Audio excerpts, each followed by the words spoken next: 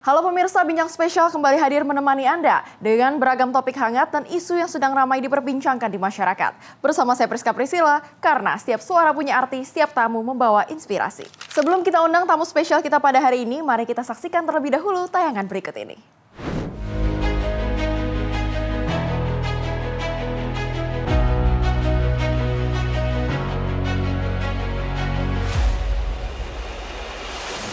Jakarta lahir dari laut. Sebuah kota yang tumbuh dari pelabuhan.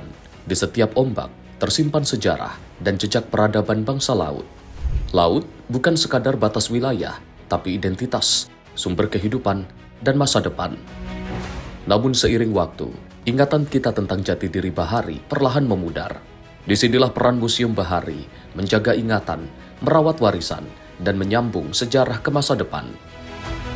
Menjelang 500 tahun Jakarta, sejauh mana kita memahami identitas laut kita dan bagaimana Museum Bahari memperkuat jati diri bangsa laut di tengah tantangan zaman. Selengkapnya di Bincang Spesial. Sebagai negara kepulauan yang terbentang luas dari Sabang sampai Merauke, kemaritiman dan laut menjadi ruang sejarah yang membentuk peradaban bangsa ini. Dari pelabuhan-pelabuhan kuno hingga jalur perdagangan dunia, Laut Indonesia telah menjadi saksi lahirnya identitas Nusantara sebagai bangsa maritim. Menuju 500 tahun Jakarta melangkah sebagai kota global, kita dihadapkan pada satu pertanyaan penting. Bagaimana jejak laut itu dapat terus hidup dan juga dimaknai oleh generasi masa kini? Untuk itu dengan senang hati saya akan menyambut pada kesempatan kali ini. Selamat datang Ibu Miss Ari. Terima kasih Mbak Cila. Selaku Kepala Unit Pengelola Museum Kebaharian Jakarta. Betul. Ibu, kita ketahui bersama bahwa Museum Kebaharian Jakarta hadir bukan hanya sebagai ruang penyimpanan artefak, namun juga menunjukkan pusat narasi ataupun sejarah dari masa lalu, masa kini, dan juga masa depan kebaharian Indonesia. Dan melalui Museum Bahari, Rumah Si Pitung, dan juga 3 pulau yang berada di bawah naungan Museum Kebaharian Jakarta, pastinya saat ini Museum Kebaharian bertransformasi menjadi lebih modern, lebih relevan, dan juga inklusif, terutama bagi para generasi-generasi masa kini. Dan tentunya pada kesempatan kali ini kita akan menelusuri bersama dengan tema Jejak Laut Jati Diri Bangsa bersama Ibu pastinya. Ibu Miss Ari, tentunya kita ketahui bersama ya, Ibu nih kayaknya sudah melalang buana gitu di museum, sudah sangat expert di bidangnya. Kira-kira boleh tahu nggak sih Bu, udah berapa tahun sih Bu? Ya, saya mengawali karir bekerja di museum dari tahun 89 ya. Lama banget ya. Tapi persisnya di 98 sih. Oke. Persisnya untuk resminya sebagai pegawai museum di 98. Oke, bahkan itu mungkin banyak yang belum lahir. Di sini kayaknya juga pada belum lahir nih ya Bu. Iya, Oke iya. deh Bu, karena Ibu sudah sangat berpengalaman gitu kan. Ini kan kita bersama-sama menjelang memasuki usia Kota Jakarta yang ke-500 tahun. Gimana sih peran laut itu sendiri dalam membentuk sejarah Kota Jakarta? Ya, yang pasti kalau dalam perspektif kami sebagai pengelola Museum Kebaharian ya, dalam hal ini Museum Kebaharian ini nama unitnya ya. Saya mungkin bisa menyampaikan informasi lebih awal dulu bahwa nama museumnya tetap Museum Bahari sejak tahun pendirian yaitu dari 1977. Tapi Museum Kebaharian adalah nama unitnya yang saya kelola, antara lain juga Museum Bahari. Tadi sudah disebutkan ada Rumah Si Pitung, ada Jembatan Kota Intan, juga ada Museum Arkeologi Onrus. Kalau dalam perspektif kami sebagai pengelola Museum Bahari, tentunya laut itu harus menjadi bagian yang terdepan untuk diperkenalkan kepada masyarakat Indonesia khususnya sejak dini. Itu paling penting. Oke, apa sih Bu kira-kira posisi Museum Bahari saat ini dalam merekam perjalanan Jakarta sebagai kota dengan pusatnya pelabuhan kala itu terutama? Ya, pendiri Museum Bahari dalam hal ini Bapak Ali Sadikin, gubernur pada masa itu, menginisiasi pendirian Museum Bahari ini sebagai jendela budaya Bahari Indonesia. Jadi tidak saja mewacanakan atau menarasikan tentang kejakartaan atau kebaharian Jakarta, tetapi gerbangnya mengetahui narasi tentang kebaharian Indonesia. Tentu saja Jakarta tidak lepas dari masalah kelautan, karena secara geografis kita ketahui Kota Jakarta adalah kota bandar, kota di mana sangat dekat dengan pesisir, sangat dekat dengan teluk, kita kenal dengan Teluk Jakarta, dan itu harus diperkenalkan kepada masyarakat melalui narasi-narasi di museum. pastinya itu menjadi salah satu ataupun salah dua ya Bu yang menyebabkan lokasi Museum Bahari juga sekarang berada di Jakarta Utara. Betul sekali. Nah Bu, kira-kira bukti sejarah apa sih Bu yang bisa ditujukan bahwa Jakarta dan Indonesia itu tumbuh sebagai bangsa laut ataupun kemaritiman? Ya, kita ketahui bahwa Indonesia ini kan negara kepulauan, ya, dan laut itu bukan memisahkan pulau-pulau, melainkan menghubungkan sebenarnya. Nah, Museum Bahari merekam pengetahuan tentang itu. Apalagi posisi Museum Bahari letaknya sangat strategis ya, dekat dengan pelabuhan kuno Sunda Kelapa, di mana sejarahnya kita ketahui itu adalah bandar paling besar terkenal pada masanya ya. Pertemuan berbagai perdagangan dari berbagai negara datang untuk satu tujuan ya, karena Indonesia terkenal dengan kekayaan rempah-rempahnya, dan disitulah kita mengetahui jejak peradaban maritim Indonesia sebenarnya sangat kuat. Benar sekali tentunya. Lebih dari 17.000 pulau yang kita miliki saat ini Bu. Betul. Kira-kira ada nggak sih Bu identitas bangsa ini yang mungkin sempat terlupakan ataupun mungkin sudah hilang gitu. Kayak misalnya merendam ataupun merosot gitu ke dalam laut. Iya, sebenarnya memang pernah juga ya, artinya bangsa Indonesia ini mengalami masa-masa di mana kita ini lebih mengedepankan agraris ya. Sehingga boleh kita kembali ke belakang, termasuk pada masa saya kecil ketika kita menggambar, diminta menggambar, yang kita gambarkan apa? Sawah. Gunung, sawah ya. Iya. Tapi kita jarang menggambarkan Laut. tentang laut ya. Nah, saat ini kita ketahui bersama bahwa pemerintah Republik Indonesia juga memperjuangkan untuk mengedepankan kembali ya kekuatan maritim Indonesia. Oke, nah untuk masyarakat Jakarta sendiri Bu yang khususnya dekat dengan pelabuhan, apa sih makna laut bagi kehidupan sosialnya? Seberapa banyak sih Bu mungkin yang menjadi nelayan kala itu dibandingkan dengan kala sekarang atau bagaimana Bu? Ya, sebenarnya laut bagi kota Jakarta ini merupakan bagian penting ya, bagian penting. Kalau ditelusuri, bayangkan pesisirnya itu juga sangat panjang ya. Dan potensi pesisir maupun potensi laut Jakarta kalau mau digali itu luar biasa. Tidak saja di atas lautnya loh, sampai dengan ke dasar lautnya ya. Koralnya itu semakin ke tengah ke arah Teluk Jakarta sebelah sana luar biasa. Sebenarnya kita makin bangga sebagai orang Jakarta ya, bahwa Jakarta menjadi bagian dari bangsa laut karena memang punya kekuatan lautnya. Oke Bu, berbicara mengenai manfaat dari laut itu sendiri, kala itu kira-kira peran Sunda Kelapa seberapa signifikan atau seberapa besar sih Bu dengan pelayaran Nusantara dan internasional? Ya, mau tidak mau kita harus membaca sejarah bahwa pelabuhan Sunda Kelapa itu merupakan pelabuhan sangat penting kala itu ya, di mana kapal-kapal dagang dari berbagai negara itu datang melintasi atau juga sandar di pelabuhan ini ya. Karena apa? Karena pada masa itu posisi Batavia menjadi hub untuk komoditi-komoditi rempah dari berbagai provinsi penjuru di Nusantara ini didatangkan di Batavia. Dan kebetulan sekali gedung tempat saat ini Museum Bahari berada adalah gudang rempah, di mana komoditi rempah dari berbagai pulau datang, kemudian dijemur di gudang itu ya, di gudang rempah yang saat ini sebagai Museum Bahari, kemudian dipilah, dipacking lagi dan diangkut di Sunda Kelapa untuk kemudian didistribusikan ke negara-negara lainnya. Pantes ya Bu, kalau misalnya kita lagi main ke Museum Bahari itu cuaca mataharinya terik ya, bisa dibilang. Betul. Pas banget karena memang zaman dahulu kala dijadikan untuk tempat dijemur mungkin Iya, seperti karena itu, itu Bu. kan kita ketahui ya ada 3 lantai. Lantai paling atas itu adalah lantai untuk menjemur komoditi rempah itu. Nah kalau zaman dulu di Pelabuhan Sunda Kelapa itu kan difungsikan untuk transaksi ataupun jual beli melakukan perdagangan rempah-rempah. Ya. Nah kira-kira kalau sekarang, kira-kira ada perubahan fungsi pelabuhan nggak Bu?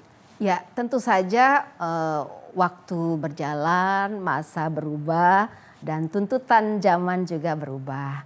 Dan Pelabuhan Sunda Kelapa bertransformasi tentunya. Saya mengetahui hal ini karena kami ada forum Sunda Kelapa dan kami ketahui bahwa sebenarnya tetangga kami, pengelola pelabuhan itu sedang merencanakan hal yang sangat mendukung perkembangan kota Jakarta, yaitu akan mengembalikan kembali Sunda Kelapa sebagai pelabuhan heritage. Karena itu kami sebagai tetangga dekat dari Pelabuhan Sunda Kelapa sangat bangga, sangat senang mendengar ini dan kami bersiap-siap untuk menyambut hadirnya Sunda Kelapa kembali sebagai pelabuhan heritage. Menarik ya sepertinya ya Bu.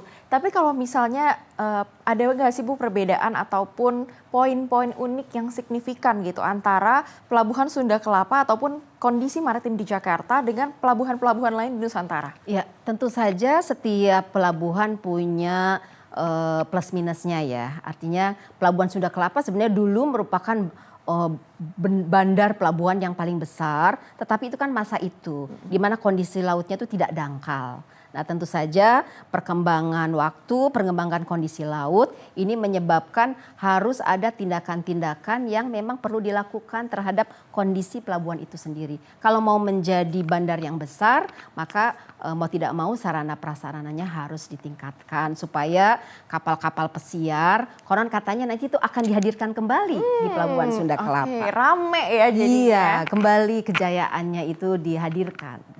Oke, nah Bu, kalau misalnya nih teman-teman ataupun masyarakat ingin berwisata ke Museum Bahari, kira-kira dari sisi Ibu sendiri tuh memilih cerita-cerita atau narasi yang diangkat tuh gimana sih Bu? Berdasarkan bulan atau berdasarkan apa Bu? Ya, kalau kami memang punya strategi khusus ya untuk bagaimana mengemas program publik kaitannya dengan visi dan misi Museum Bahari tentunya.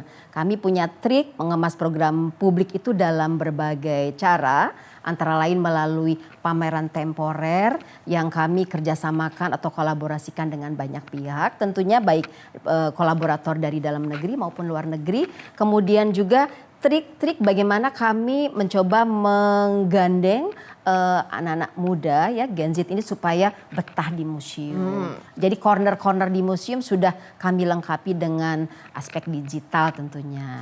Akan ada imersif juga di Museum Bahari, ada pojok-pojok interaktif untuk anak-anak dan sudah beberapa tahun ini kami juga punya Bioseum, Bioskop Museum Malahayati. Keren, luar biasa banyak ya ide dan juga strategi-strategi dari seseorang yang memang sudah sangat expertise di bidang museum ya Bu. Jadi udah belajar banget gitu kan ya dari masa lalu. Oke deh Bu, nah tadi Bu sempat menyinggung juga banyak ide ataupun kegiatan yang dilakukan untuk menarik khususnya para generasi muda. Ya.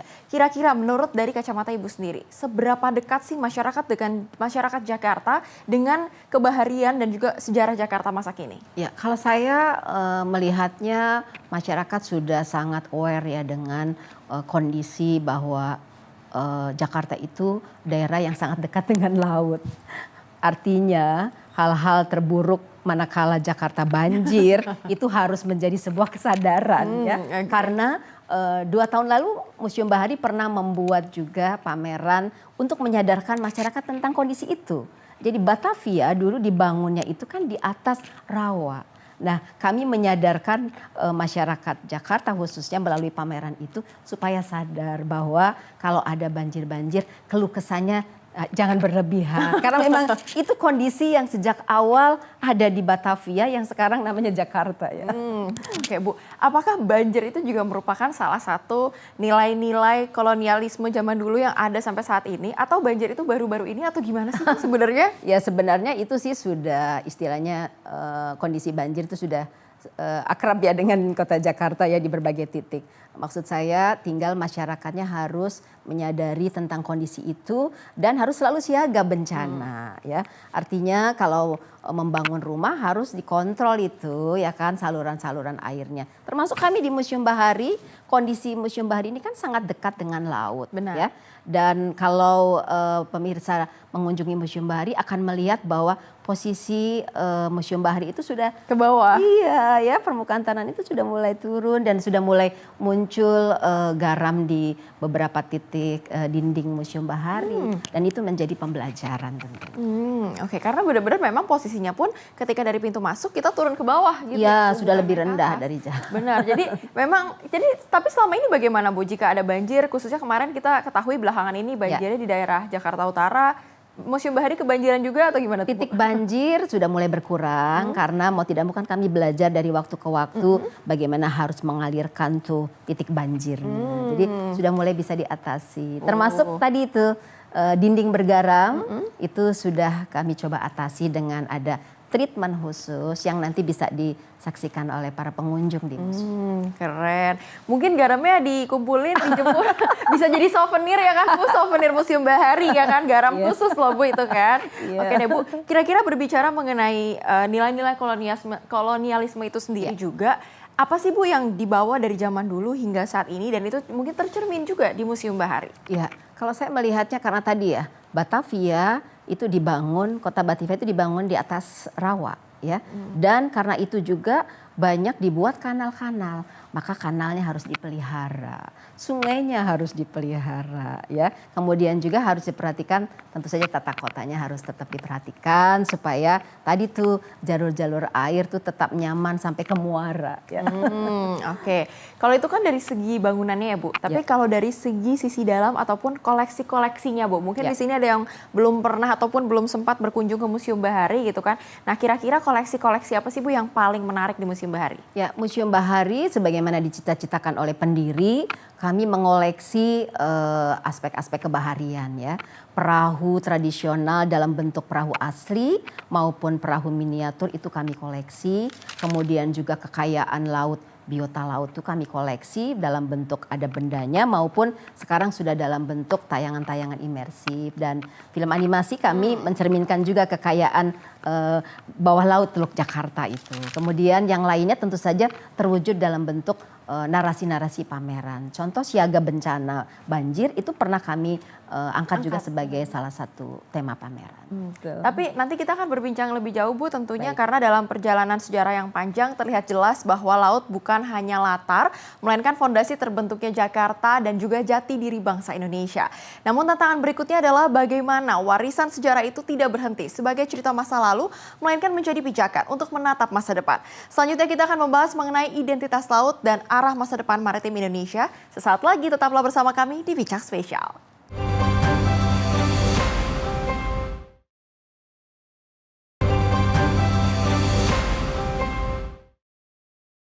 Terima kasih pemirsa Anda kembali bersama kami di Bincang Spesial karena setiap suara punya arti, setiap tamu membawa inspirasi. Pemirsa, sejarah tidak hanya untuk dikenang namun juga untuk dipelajari dan dimaknai ulang. Ketika kita berbicara tentang masa depan maritim Indonesia, sesungguhnya kita sedang menarik benang panjang dari masa lalu. Pada segmen kedua kali ini kita akan melihat bagaimana identitas laut yang telah mengakar dalam sejarah bangsa bisa menjadi kekuatan strategis Indonesia hari ini dan ke depannya. Masih bersama saya Ibu Misari. Ibu Misari, kita ketahui bersama bahwa konsep ekonomi biru itu belakangan ini juga ramai dibahas. Secara historis, bagaimana bangsa kita menjaga keseimbangan antara pemanfaatan dan pelestarian laut? Ya, itu tadi bahwa kita harus menjaga laut ya. Itu bagian dari konsep ekonomi biru. Maka tugas kami di museum memberikan edukasi tentang itu melalui berbagai program publik kami, melalui pameran-pameran, melalui lomba-lomba ya, karena kami memasukkan unsur SDGs untuk tadi menguatkan masyarakat agar turut menjaga laut, mengetahui juga potensi laut itu melalui kegiatan-kegiatan edukasi yang menarik. Oke, kalau dilihat dari perspektif sejarah Bu, kira-kira apakah seberapa jauh pengamanan laut ini penting untuk keberlangsungan bangsa Indonesia? Sangat penting dong ya. Dan beruntungnya sejarah Indonesia ini mencatat bahwa pernah ada ya tokoh yang mempersatukan itu melalui deklarasi Juanda. Nah ini akan menjadi bagian dari narasi yang akan kami tunjukkan, kami pertontonkan kepada publik melalui revitalisasi tata pamer museum yang baru nanti akan ada satu ruangan khusus tentang kedaulatan laut. Jadi betapa pentingnya kita mengetahui kedaulatan laut Indonesia dengan begitu menjadi satu kekuatan untuk tetap menjaga NKRI tentunya. Udah langsung di-spill duluan, akan ada pameran mengenai kedaulatan laut. Boleh Bu langsung diceritain aja kira-kira pamerannya di mana, kapan, sampai kapan, dan isinya apa? Ya, ini bahkan tidak dalam tempo yang singkat karena ruang kedaulatan laut ini akan menjadi bagian dari tata pamer tetap Museum Bahari yang segera akan didukung oleh Pemprov DKI Jakarta, Dinas Kebudayaan DKI Jakarta untuk fokus membantu pengembangan tata pamer Museum Bahari ke depan. Jadi itu akan sifatnya permanen. Permanen, betul. Nah kira-kira Bu, saya tuh juga suka bertanya-tanya deh Bu, kalau misalnya ada hal baru yang datang dan sifatnya permanen, nanti yang koleksi lamanya digeser, diolah lagi atau gimana tuh Bu? Ya ada kajian, ada tata ulang dan di dalam tata pamer baru Museum Bahari nanti salah satunya memang kedaulatan laut. Ruang-ruang lainnya tentu saja kami tetap memperkaya penguatan kepada pengunjung untuk bisa menjaga laut, memanfaatkan potensi laut melalui pengenalan biota lautnya apa saja itu terutama di Kepulauan Seribu ya. Kemudian juga tokoh-tokoh kedaulatan laut juga kita sajikan di situ, di samping juga tentang kekayaan pelabuhan dan miniatur-miniatur perahu. Banyak ya Bu. Ya. Kira-kira kalau udah semasif itu, sebanyak itu, dari kacamata Ibu, apakah saat ini bangsa Indonesia sudah memanfaatkan potensi ataupun sudah mengoptimalkan potensi maritimnya atau belum sih Bu? Kalau saya sih melihatnya dalam perjalanan menuju ya. Oke. Dalam perjalanan Proses. menuju dan semua pihak harus berperan serta termasuk tugas kami Museum Bahari. Karena itu di dalam tata pamer Museum Bahari ke depan kami juga tidak lupa untuk memotivasi pengunjung agar mengenal kekayaan laut itu dengan begitu dalam. Artinya minat-minat mereka juga bisa dikembangkan melalui olahraga laut ya. Sekarang ini kan lagi ngetren tuh ya, kayak dan sebagainya. Kemudian juga tentu saja melalui pameran-pameran temporer yang kami kerjasamakan dengan banyak pihak, dengan kampus, dengan museum-museum di dalam dan luar negeri, dengan komunitas itu makin memperkaya narasi tentang kebaharian atau kelautan untuk bisa diperkenalkan kepada masyarakat. Oke, tadi Ibu sempat menyinggung mengenai olahraga laut. Berarti kira-kira diving gitu kan? Iya, betul. Snorkeling. Betul. Nah, kira-kira apakah Museum Kebaharian Jakarta memprovide ataupun menyediakan hal-hal tersebut atau gimana tuh Bu? Kami itu kan hanya sebagai jendelanya. Betul. Jadi kami hanya memperkenalkan bahwa ada banyak ragam olahraga air yang bisa diminati oleh kaum muda gitu loh. Selebihnya itu menjadi bagian dari kerja sama kami dengan komunitas, dengan lembaga-lembaga yang lebih berkompeten di bidang itu untuk bisa menyalurkan bakat dan minatnya generasi muda dalam olahraga air. Oke, tapi berarti kalau di 3 pulau di bawah naungan unit pengelola Museum Kebaharian Jakarta itu ada yang menyediakan apa saja ya Bu? Maksudnya aktivitasnya yang bisa dinikmati oleh masyarakat? Ya, kalau untuk di Museum Bahari tentunya melalui pameran, melalui ada tayangan film animasi, kemudian ada workshop, ya workshop mengenal bagaimana membuat perahu tradisional, bahkan potensi rempah juga diperkenalkan. Kemudian di objek kami yang lain di pesisir utara juga, yaitu di Rumah Si Pitung, itu lebih kami dekatkan bagaimana budaya masyarakat pesisir harus tetap bisa dihidupkan. Tradisi melaut itu harus tetap menjadi satu kekuatan budaya. Karena menuju 500 tahun Jakarta kekuatannya ada di budaya. Nah oke Bu, tadi sudah sempat disinggung juga mengenai masyarakat pesisir. Nah kira-kira perbedaannya apa sih Bu zaman dulu dengan zaman sekarang? Ya sebenarnya memang agak mulai terkikis tradisi-tradisi itu. Oleh karena itu kami merasa perlu berperan penting untuk meng-create berbagai program agar generasi sekarang, generasi akan datang tidak lupa dengan akar budayanya. Contoh tradisi di pesisir itu kan ada kalau tradisi membuat perayaan sebelum panen misalnya atau sesudah panen atau mau musim tertentu mencari ikan itu ada upacaranya juga. Ada tradisi yang namanya ngabuleng, yaitu tradisi di Betawi di Jakarta ya, dan itu kami mulai coba angkat dan mulai lestarikan dengan ada program-program khusus yang bisa diikuti oleh masyarakat di Rumah Si Pitung, serta kami dedikasikan untuk 500 tahun Jakarta itu kami buat dalam relief. Ada 10 relief keseharian masyarakat Betawi pesisir sejak dulu, dan itu harus menjadi bagian dari perjalanan kota Jakarta ke depan adalah dalam tadi relief tradisi budaya masyarakat Betawi pesisir di Rumah Si Pitung. Menarik. Ini yang buat reliefnya masyarakat sekitar atau siapa nih Bu? Idenya dari budayawan setempat. Kami ajak dialog dan kami merasa ini menjadi alat edukasi bagi masyarakat sekitar. Oke, menarik nih Bu. Nah Bu, kira-kira apa sih pelajaran sejarah bahari yang masih relevan dari dulu juga hingga saat ini? Selain tadi yang sudah Ibu sebutkan ya. Iya, ingat nggak dalam lagu tuh Nenek Moyangku Pelaut ya? Di situ menggambarkan keberanian tentu saja. Kemudian bangsa pelaut atau negara kepulauan ini kan sifatnya terbuka, menerima pihak-pihak yang datang dari luar. Maka sifat berani, sifat keterbukaan, ya, tepos liro, mau belajar, ya, mengadaptasi lingkungan atau orang yang baru datang, itu menjadi nilai penting sebenarnya dari bangsa bahari yang harus dilestarikan. Oke, tapi dari nilai-nilai itu Bu, keterbukaan dan mau menerima orang luar, apakah itu bisa dikatakan menjadi kesalahan masa lalu dari sudut pandang sejarah yang sebaiknya tidak terulang lagi, atau gimana tuh Bu? Saya kira tinggal dari kacamata mana kita memandangnya, ya. Hadirnya bangsa-bangsa asing ke daratan di Kepulauan Indonesia itu jangan kita hanya memandang dari sisi yang negatifnya, ya.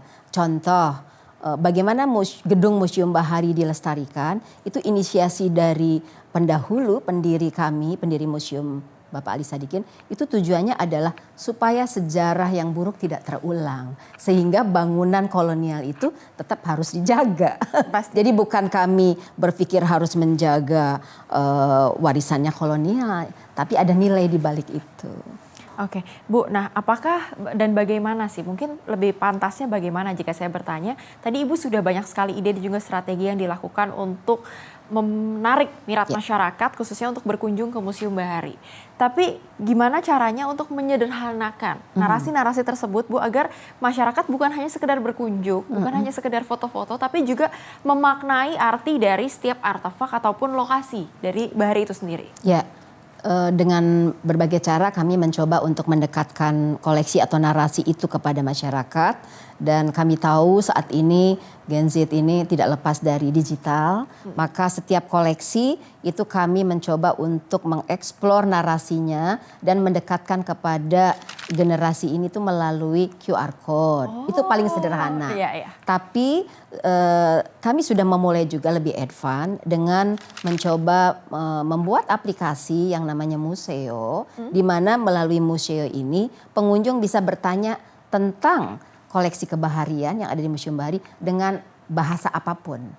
Orang Sunda bertanya dengan kalimat-kalimat Sundanya bisa. Iya tenaon misalnya. Atau orang Cina mau dengan bahasa Cina juga bisa. Itu melalui program terbaru kami Museo. Oh oke, berarti Museo itu adalah sebuah aplikasi khusus untuk mengenalkan koleksi. Digunakan hanya di Museum Bahari saja Bu? Saat ini kami pergunakan di titik Museum Bahari dan di Museum Arkeologi Onrus.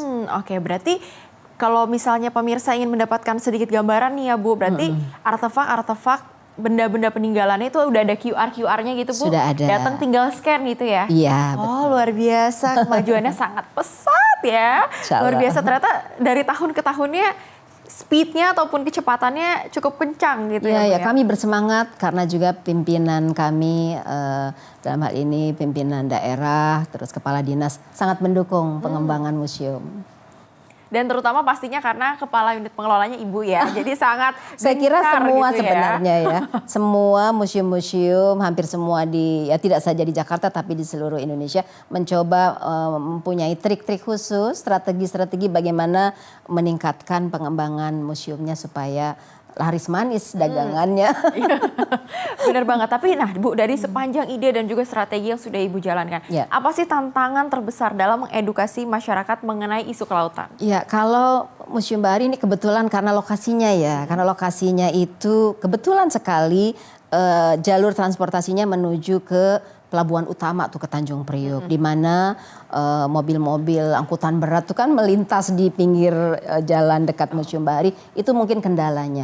Tetapi bagi kami kendala tersebut atau hambatan tersebut tidak membuat kami putus asa, tapi tetap membuat kami bangkit. Semakin kami harus menciptakan ada banyak kegiatan yang kalau bisa tidak pernah berhenti tuh kegiatan di Museum Bahari untuk menarik orang lain itu atau masyarakat jangan sampai tidak melirik gitu loh. Jadi selalu kami pameran selesai yang ini sambung lagi kolaborasinya Hari, terus. pokoknya selain hari Senin ya Bu, sampai tutup. Iya betul. Oke Bu, nah kalau dari sudut pandang Ibu kan sudah berupaya sangat keras lah, begitu bisa saya katakan dari sudut pandang saya pribadi dengan segala daya upaya yang ada dan segala sumber daya yang ada.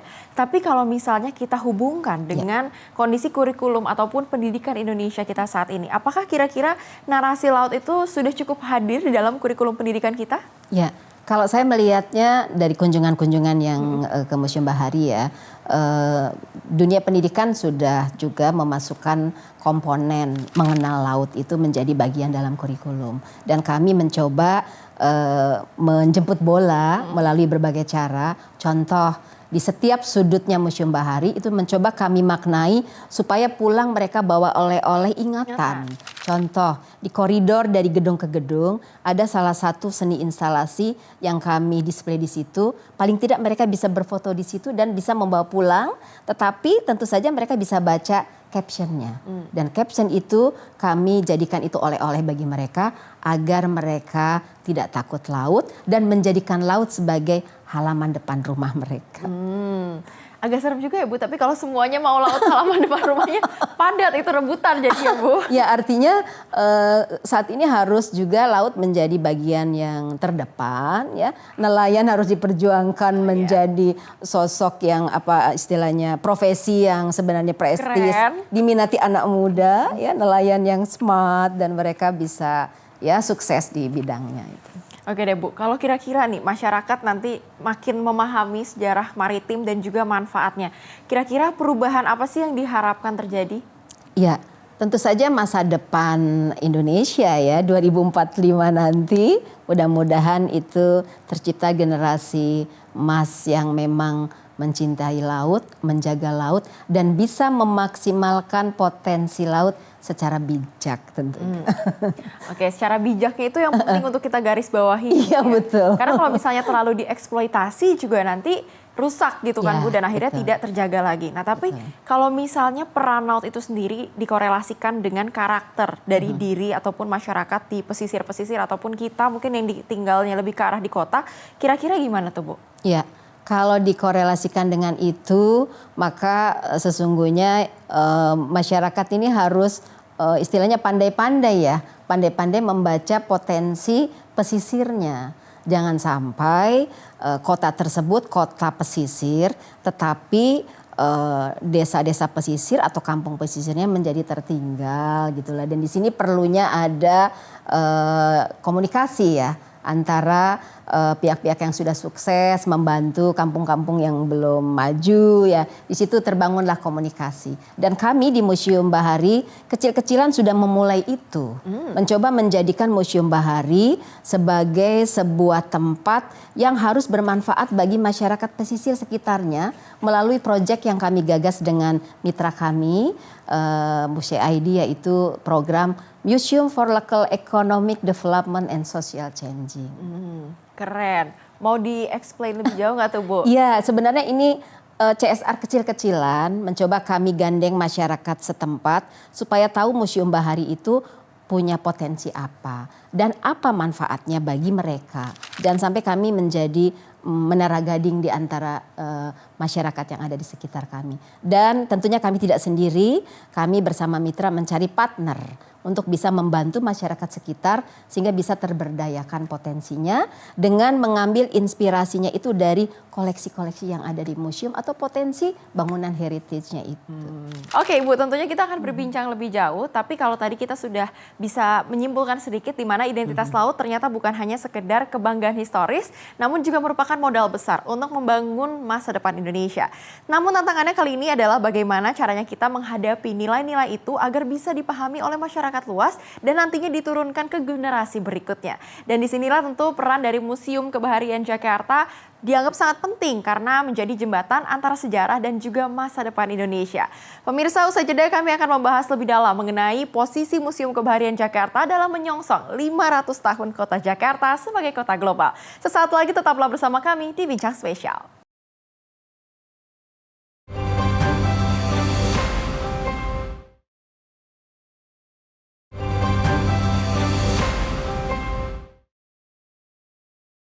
Terima kasih pemirsa Anda masih bersama kami di Bincang Spesial karena setiap suara punya arti, setiap tamu membawa inspirasi. Pemirsa, Jakarta kini berada di titik sejarah yang penting menuju usia 500 tahun. Tentunya kota ini tidak hanya dituntut untuk menjadi kota global, namun juga kota yang memahami akar jati dirinya. Di segmen akhir kali ini kita akan membahas bagaimana Museum Bahari mengambil peran strategis dalam membangun kesadaran maritim dan juga menyiapkan generasi masa depan Jakarta. Ibu Miss Ari, kita tahu bahwa sedikit lagi Jakarta mencapai usia 500 tahun. Tahun depan. Betul, sedikit, benar-benar sedikit ya kan Bu. Apa sih Bu kira-kira arti dari momentum usia 500 tahun ini untuk Museum Bahari? Ya, kalau bagi kami sangat berarti tentunya. Karena bagian dari jejak 500 tahun itu ada di komplek kami. Yaitu bangunannya itu sendiri yang usianya paling tua, sudah 400 tahun. Dan tembok kota Batavia antara lain juga ada di komplek kami. Dan lebih penting dari itu, kami juga tentu saja memelihara nilai-nilai kemaritiman yang itu memang menjadi bagian dari jejak kota Jakarta. Sebab itu di tahun ini menjelang ulang tahun RI nanti akan kami gelar sebuah pameran yang mengangkat potensi Sunda Kelapa. Ya, gerbang laut, gerbang samudra, pelabuhan Sunda Kelapa ini menjadi momentum untuk menyongsong 500 tahun Jakarta di museum kami. Dan juga kegiatan lainnya ada, ini sebenarnya sebentar lagi ya akan ada juga pameran kerjasama dengan seniman internasional, seniman Belanda.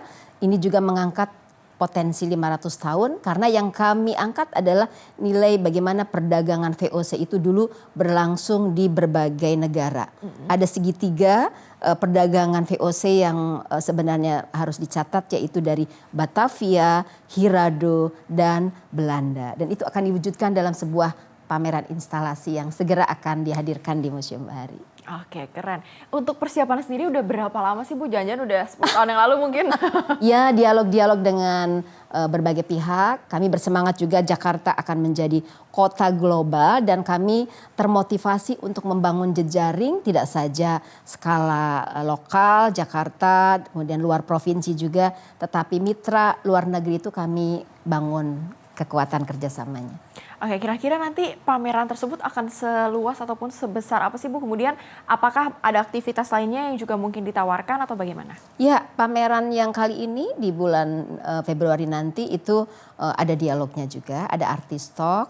Tetapi sekali datang ke Museum Bahari sebenarnya tidak hanya melihat pameran seni instalasi tadi, tapi juga sekaligus masih bisa menyaksikan pameran tentang kejayaan maritim Indonesia yaitu Sriwijaya.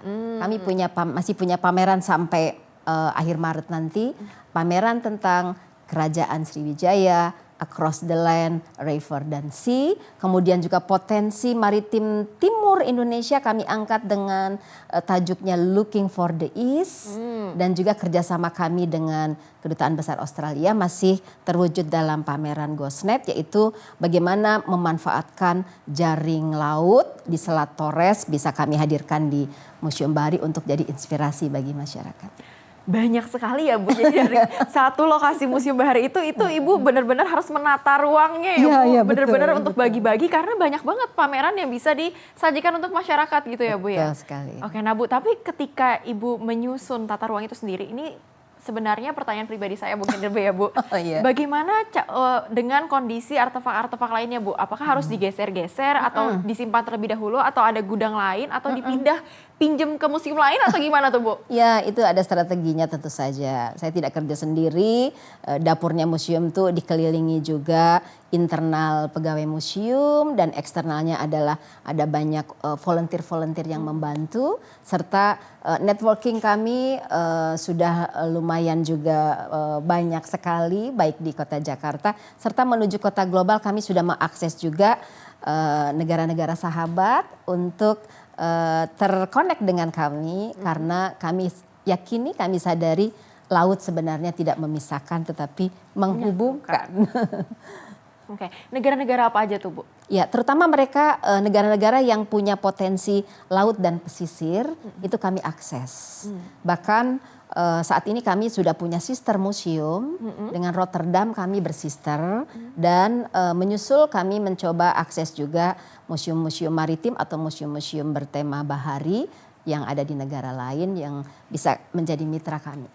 Kalau menjadi mitra itu nanti sistemnya apakah ada pertukaran artefak sementara seperti itu Bu untuk dipajangkan koleksinya atau bagaimana? Ya, minimal kami saling tahu di sana punya apa, punya strategi apa dalam meningkatkan peran museum bahari atau museum maritimnya. Lebih jauh dari itu kalau dengan Museum Rotterdam memang sedang diinisiasi kami mencoba bisa mendapatkan akses koleksi miniatur tradisional Indonesia yang di sana banyak sekali dan itu akan jadi satu kekuatan bagi koleksi Museum Bahari manakala kami bisa mendapatkan minimal digitalnya kami bisa dapat. Oke.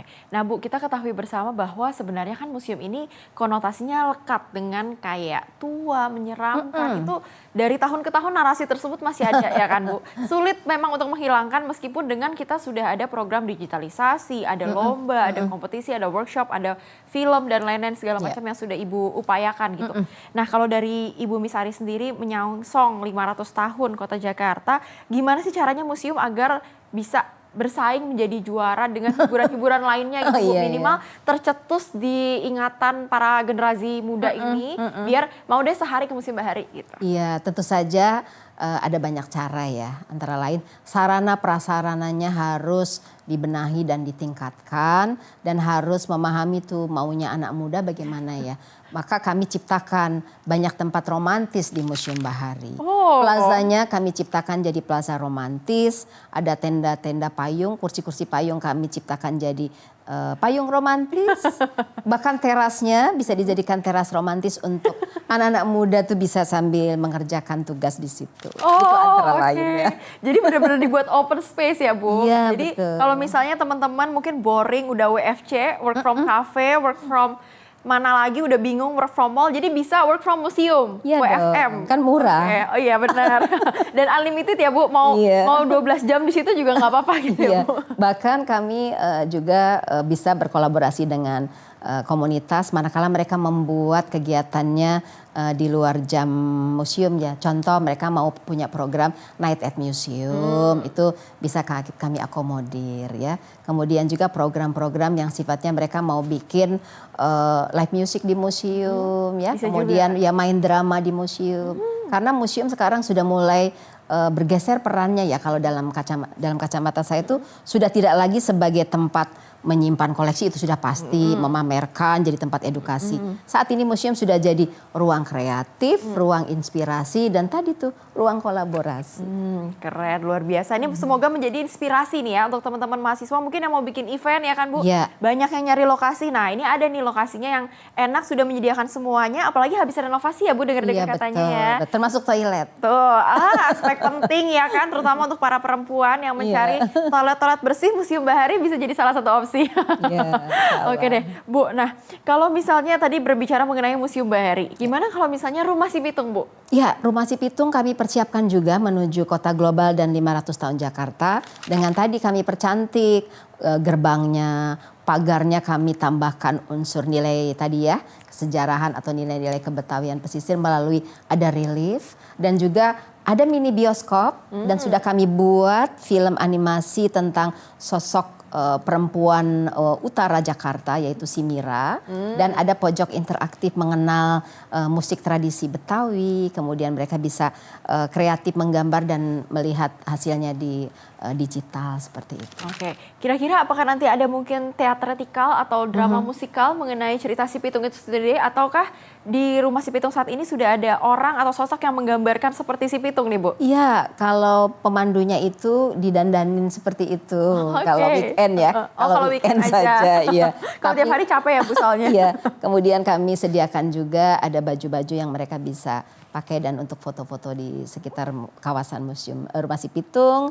Kemudian tahun ini kami memulai untuk memberi peluang terutama anak muda bagaimana sih ngabulang. Jadi belajar ngabulang itu bagian dari warisan di Jakarta ya, warisan budaya tak benda Jakarta, tradisi ngabulang. Dan ada satu corner yang menyerupai teras rumah orang Betawi pesisir dan di situ kami sajikan ada dummy makanan-makanan tradisi.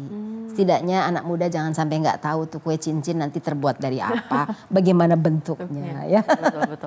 Bu, ngebulang itu kan tadi sebuah proses ketika merayakan ketika panen ya? Ya sebenarnya tradisi bercerita sih, bertutur. Oh, bertutur. Kira-kira seperti apa ya Bu? Ada berapa orang di situ Ya, atau seperti biasanya satu orang yang memang bisa bertutur itu dia menceritakan naskah-naskah dulu ya, naskah-naskah tentang kepesisiran begitu loh, seperti itu.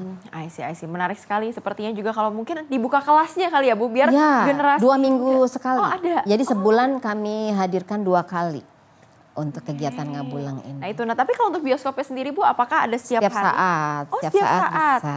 Durasi filmnya Bu berapa lama? Ya, durasi film memang tidak panjang, hanya 10 menit saja. Oh, 10 menit. Tetapi sambil bisa geser ke ruang interaktif yang lain nanti. Oke. Sejauh ini Bu, sudah sebegitu kerennya, sebegitu masifnya upaya yang Ibu lakukan, ada seberapa signifikan Bu peningkatan pengunjungnya? Ya, kalau pengunjung bertahap kami mulai mengakses juga kerjasama dengan sekolah-sekolah dan juga di berbagai titik pemerintah Provinsi DKI Jakarta sudah menghubungkan lokasi kami ini dengan transportasi umum ya. Contoh kalau ke Museum Arkeologi Onrus itu kan Pemprov sudah menyediakan kapal wisata dari Muara Angke yang harganya murah tapi kapalnya nyaman dan aman. Kemudian kalau ke Rumah Si Pitung sebenarnya naik Transjakarta bisa langsung sampai dekat Rumah Si Pitung. Ke Museum Bahari juga Ya, TJ betul. sudah jadi ada. tetangga kami haltenya ya. Dan ada bus gratis juga yang bisa dimanfaatkan.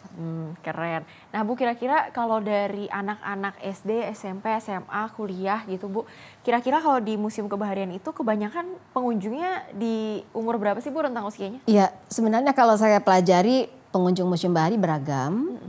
Kalau anak pelajar juga itu di masa-masa tertentu mereka membuat trip ya, trip edukasi dari sekolah. Tapi kalau keluarga-keluarga tuh hadir di tiap weekend dan turis-turis mancanegara juga hadir, terutama dari turis Eropa itu mungkin banyak bernostalgia ya tentang Sunda Kelapa dan kawasan Museum Bahari. Oke Bu, mungkin apakah kondisinya saat ini di Museum Kebaharian itu sudah ada alat-alat untuk translate secara khusus? Mungkin ada yang ingin dalam bahasa Perancis atau mungkin bahasa Rusia secara khusus? Ya, kalau yang alat yang bisa digunakan oleh pengunjung itu kami belum memiliki, tetapi akan jadi usulan kami ke depan. Tapi melalui museo kami mencoba memberikan akses supaya pengunjung bisa explore sesuai seleranya sendiri ya melalui museo tadi. Ada Dengan banyak berapa bahasa. ratus bahasa sih Bu atau ribu bahasa? Museo itu dalam banyak bahasa. Oh, Ya, oke. bahasa Itu berarti Rusia, bahasa apa bisa. seperti AI begitu ya? Iya betul. Oh keren, ini ada sejak tahun berapa Bu? Kami baru mulai mempersiapkan itu baru tahun lalu. Tahun lalu. Apakah itu gratis atau berbayar? Gratis. Gratis. Iya. Oh, keren dengan sekali. dengan bayar tiket masuk saja. Oh oke, sepaket gitu ya Bu. Iya. Maksudnya. Oh oke, keren.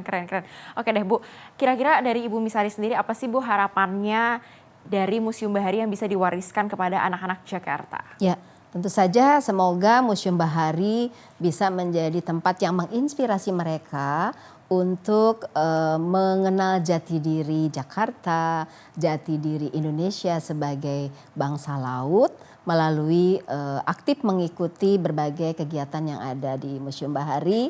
Karena itu pantang terus sosial media kami dan terbuka bagi kami untuk berkolaborasi dengan siapapun sesuai dengan visi dan misi yang kami bangun untuk menyongsong Jakarta Kota Global dan 500 tahun Kota Jakarta. Oke Bu, tadi disuruh pantengin sosial media. Sosial medianya ada apa aja Bu? Iya, yang pasti kami aktif di Instagram ya, Museum Kebaharian JKT.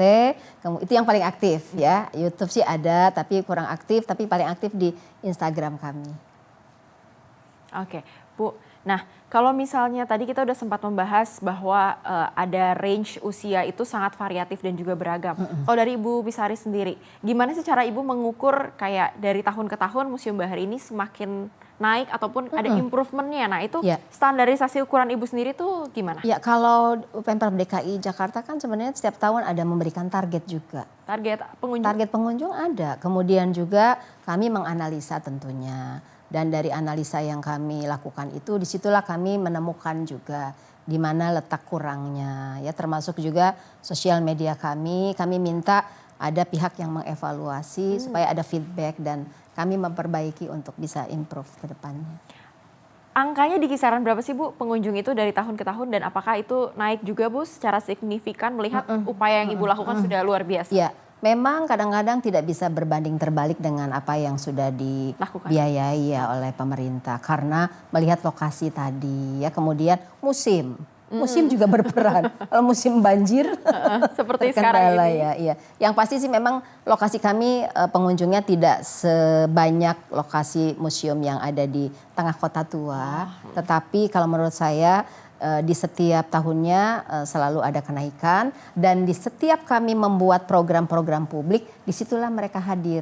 Jadi kami berkesimpulan harus rajin, harus jemput bola dengan sering-sering membuat program publik. Pastinya, karena kalau tadi saya mendengar program-program yang sudah Ibu canangkan dan sudah dieksekusi, sebenarnya sangat keren, sangat tidak kalah dengan museum-museum yang ada di Kota Tua karena lokasinya memang di tengah Jakarta dan juga kalau misalnya kita mungkin ketik di Google ataupun di komputer sudah pasti museum di Kota Tua menjadi top of mind. Namun jelas sekali bahwa Museum Bahari ini bisa dikatakan sangat unik karena sangat lekat dengan air, bahari dan juga laut yang dimana museum-museum lain nggak punya gitu kan Bu. Jadi sebenarnya ini sangat spesial gitu kan Bu.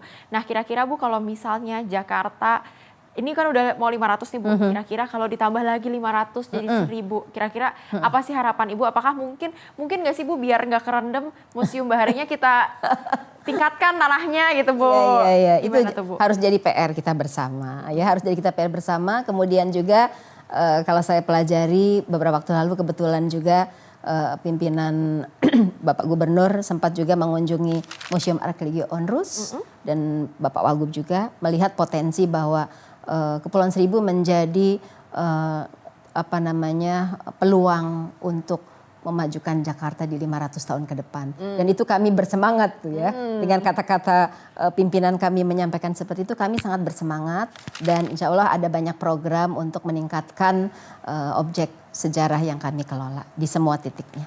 Oke, keren banget. Semoga para pemirsa dimanapun Anda berada juga terinspirasi dan juga jadi penasaran. Ingin sekali berkunjung ke daerah Museum Kebaharian karena nggak cuma satu tapi ada lebih dari 5 ya Bu. Lebih dari 5 yang Ibu harus kelola.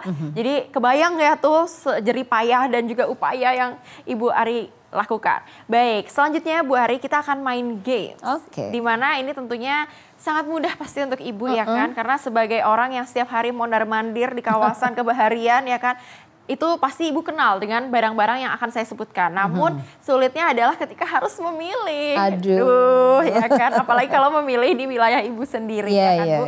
Jadi saya akan menyebutkan 2 buah benda ataupun 2 tempat. Nantinya Ibu akan pilih sampai kita ketemu kira-kira satu item apa yang menjadi pilihan ataupun kesukaan Ibu. Bukannya ini pilih bagus atau jelek tapi menjadi kesukaan aja. Baik ya Bu. Oke, kita mulai Bu.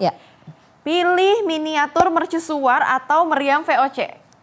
Mercusuar. Mercusuar. Kenapa tuh Bu? Iya, karena itu menjadi bagian dari heritage kami sebenarnya. Logonya gitu ya Bu, terpampang nyata gitu ya Bu. Oke. Miniatur mercusuar atau Pulau Bidadari? Tetap mercusuar. Tetap mercusuar, soalnya udah di kota berdiri tegak gitu ya Bu. Oke, kalau gitu kita geser. Miniatur mercusuar atau Pulau Onrus? Nah kalau itu saya pilih Pulau Onrus. Agak berat nih soalnya sejarahnya sama-sama berat ya Bu ya.